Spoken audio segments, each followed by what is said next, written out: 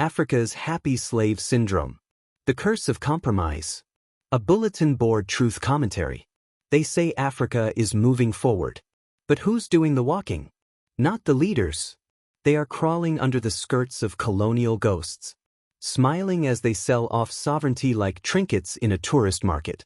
Let's call it for what it is. They turned us upside down.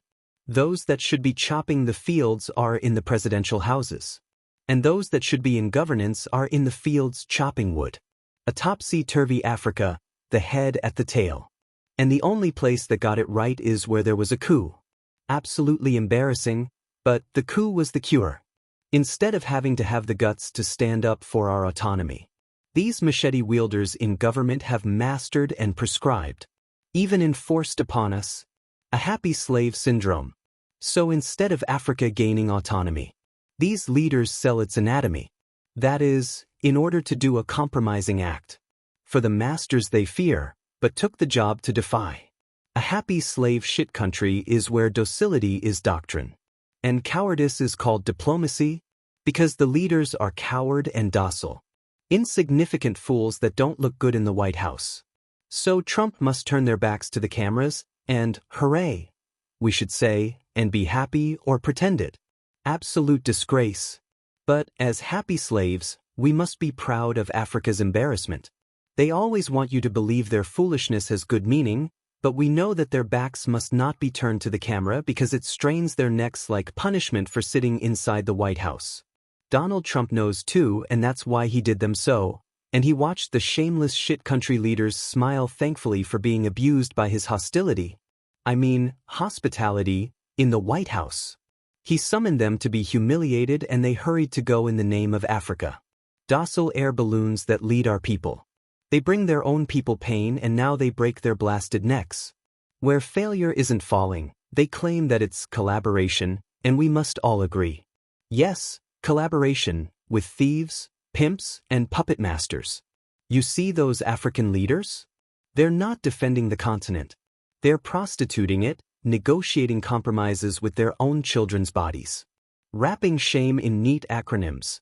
AU, ECOWAS, AFRICOM. Insulation, they say. Protection from foreign control by making foreign control official in different words other than foreign control. Deceiving Judas beasts. But truth wears no acronym. And Marcus Garvey wouldn't kneel behind an ECOWAS flag if you paid him with diamonds. One Africa, under ECOWAS? That's autonomy on a leash. This is a bulletin board no-nonsense commentary. Like, share and subscribe to our channel. But let's get surgical. French soldiers can march into sovereign soil. Violate boys in broad daylight. Not just behind the back of justice, but with contracts signed in European ink. And the happy slaves? They turn their heads. Or worse, they set the table. Because that's the price of being facilitated. Africa's resources? Yours for the taking. As long as you rape with paperwork.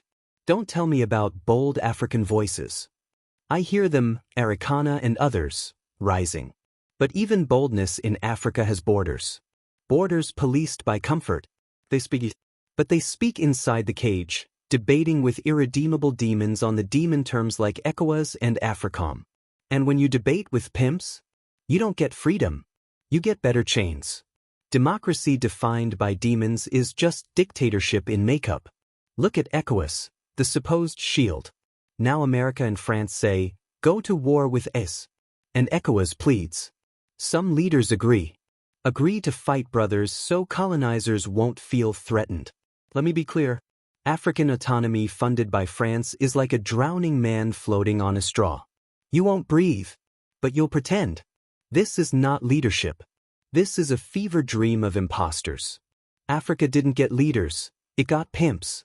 And when pimps run policy, overthrows become medicine. Because coups may be crude. But who will define democracy when democracy is being fed through a French pipeline? So here we are. No apologies. No edits.